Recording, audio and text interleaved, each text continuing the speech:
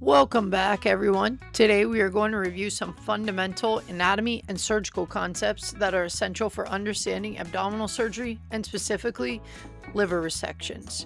Before we can understand a complex procedure like a liver resection, we must understand anatomical planes, abdominal regions, surgical approaches, and instrumentation. These concepts allow surgical teams to communicate clearly and perform procedures safely. By the end of this presentation, you should have a better understanding of how anatomy and surgical planning relate directly to hepatic surgery. First, I'm going to introduce myself.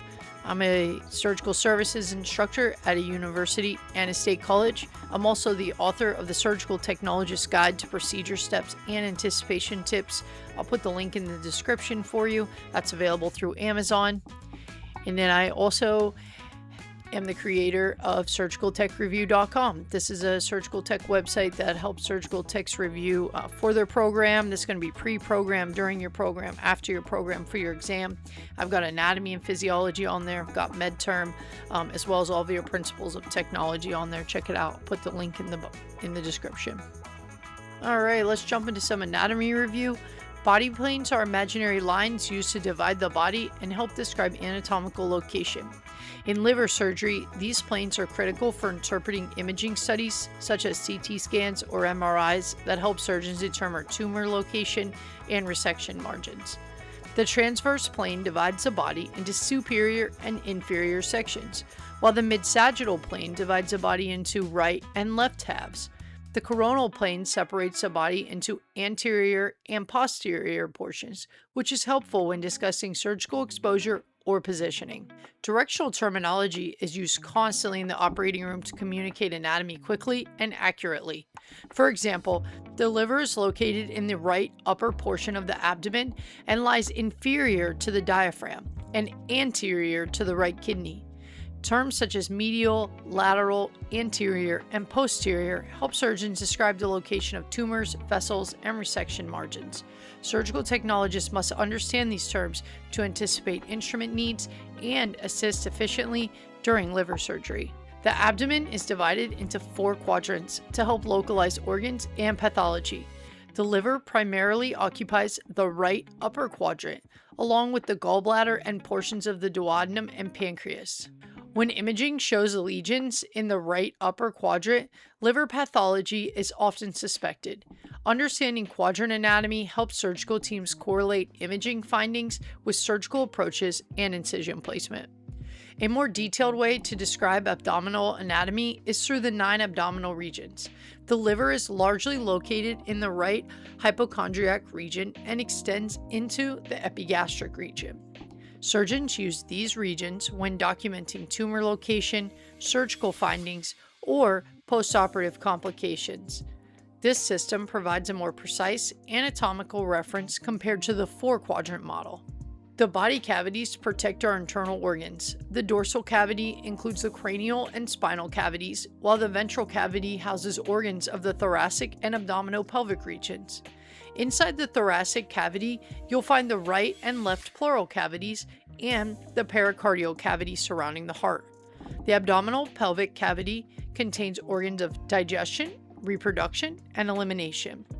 The liver resides in the abdominal pelvic cavity, which is part of the larger ventral cavity. Specifically, it lies in the superior portion of the abdominal cavity just beneath the diaphragm. Understanding these cavities helps surgeons plan access to the organ while avoiding injury to surrounding structures such as the lungs, diaphragm, and intestines. For surgical technologists, knowing these anatomical boundaries helps anticipate instrument length, retractor requirements, and exposure needs. General surgery encompasses procedures involving many abdominal organs, including the stomach, pancreas, intestines, gallbladder, and liver. Liver resections are considered complex general surgery procedures because of the organ's vascularity and metabolic importance. The liver receives blood from both the hepatic artery and the portal vein, which means bleeding control is a major concern during surgery. Understanding how these organs relate anatomically helps guide surgical approaches and safe tissue dissection. Different incisions are used to access abdominal organs depending on the procedure being performed. For liver resection, surgeons commonly use a right subcostal incision, sometimes referred to as a Coker incision, or a bilateral subcostal incision, known as a chevron incision. These incisions provide optimal exposure to the liver and surrounding vascular structures. Proper incision selection balances surgical exposure with patient recovery and post-operative healing. Many liver resections can now be performed using minimally invasive techniques such as laparoscopic or robotic surgery. These procedures reduce patient trauma, shorten hospital stays, and improve recovery time compared to open surgery. However, complex resections or large tumors may still require open approaches to allow better visualization and vascular control. Surgical technologists must understand both approaches because instrumentation and equipment setups differ significantly. A liver resection involves removing a portion of liver tissue to treat disease or injury. Common indications include primary liver tumors, metastatic cancer, trauma, and certain infections or cysts. The liver is unique because it has a remarkable ability to regenerate after partial removal. Depending on the disease location, surgeons may perform a wedge resection, segmentectomy, lobectomy, or extended hepatectomy. Liver surgery requires specialized equipment due to the organ's highly vascular nature. Instruments such as the argon beam coagulator and energy devices are frequently used to control bleeding during parenchymal transection. A cell saver may also be available to collect and reinfuse the patient's blood if significant blood loss occurs. Surgical technologists must ensure that vascular instruments, long retractors, and hemostatic agents are readily available throughout the procedure. Before the procedure begins, the surgical technologist must confirm whether the surgery will be open, laparoscopic, or robotic. Reviewing the surgeon's preference card helps ensure that the correct instruments, retractors, and equipment are available. Liver resections can sometimes require conversion from minimally invasive to open surgery if visualization or bleeding becomes problematic. Being prepared for this possibility is essential to maintaining patient safety. Anticipation is one of the most important skills a surgical technologist can develop. During liver resections, bleeding can occur rapidly, so suction and hemostatic instruments must always be ready. The technologist must stay aware of the surgical field and anticipate when retractors, clips, or vascular instruments may be needed. Preparation and anticipation help maintain efficiency and reduce surgical time. Step 1. Incision and exposure. The procedure typically begins with an upper abdominal incision that provides access to the liver. After the skin and subcutaneous tissues are divided, retractors are used to expose the abdominal cavity. Because the liver is a large organ located beneath the diaphragm, deep retractors such as Devers are commonly used. Adequate exposure is critical before beginning any dissection. Step 2. Enter peritoneum. Once the abdominal wall is opened, the peritoneum is carefully entered to access the abdominal cavity. Surgeons then pack the abdomen with moist laparotomy sponges to protect surrounding organs and isolate the operative field. Suction is used to remove any fluid and maintain visibility. This step helps to prepare the surgical field for safe manipulation of the liver. Step 3. Mobilization of the liver. The liver must often be mobilized before resection can occur. Surgeons divide ligamentous attachments such as the falciform, coronary, and triangular ligaments. This allows the liver to be gently moved and positioned for better visualization of the resection area. Retractors are essential during this step to maintain exposure and prevent capsular tears. Step 4. Identify resection margins. After mobilization, the surgeon identifies the portion of the liver that will be removed. In some cases, intraoperative ultrasound may be used to visualize tumors and determine safe resection margins. Marking the liver's surface helps guide the dissection path during parenchymal transection. This step ensures that diseased tissue is removed while preserving healthy liver tissue. Step 5. Vascular control.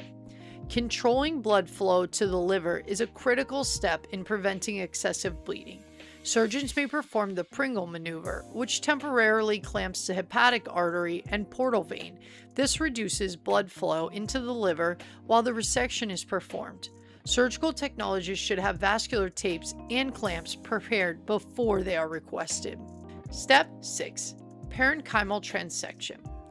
The liver tissue itself is divided during the transection phase of the operation. Surgeons may use specialized instruments such as a CUSA device, harmonic scalpel, or bipolar cautery.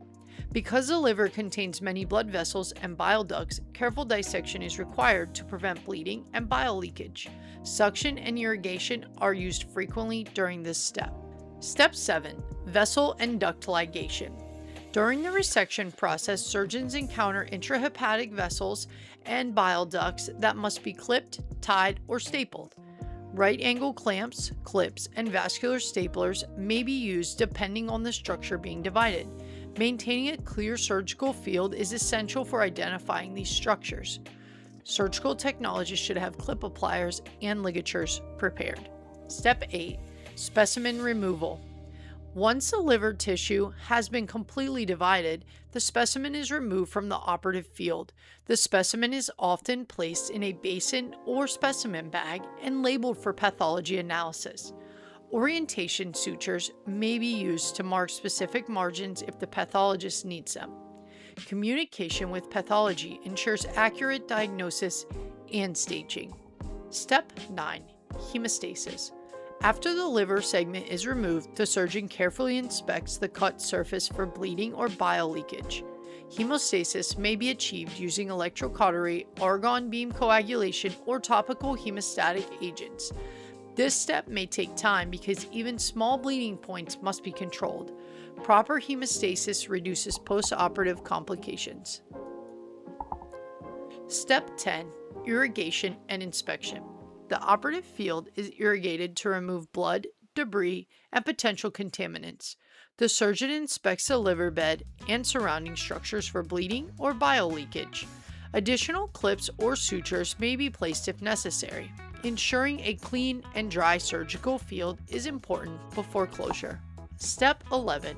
Drain placement. In some liver resections, surgical drains are placed to monitor post-operative bleeding or bile leakage. Drains such as Jackson Pratt or Blake drains may be positioned near the liver bed. The drain allows fluid to exit the body rather than collecting internally. Surgical technologists should ensure the drain is primed and properly secured. Step 12. Closure. The procedure concludes with closure of the abdominal wall and skin. The fascia is typically closed using strong sutures such as number 1 or number 2. Skin closure may be performed with staples or 3-0 or 4-0 sutures depending on surgeon preference.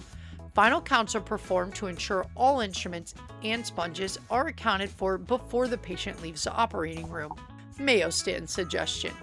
Number 10 blade on a scalpel handle, Metzenbaum scissors, Mayo scissors, DeBakey forceps, Adson with teeth, right angle clamps, Kelly and cryo clamps, long deaver or malleable retractors, needle driver, umbilical or vascular tape with a rhumal tourniquet. That concludes our video on liver resections. I'll include the link in the description for the Surgical Technologist Guide to Procedure Steps and Anticipation Tips, along with surgicaltechreview.com.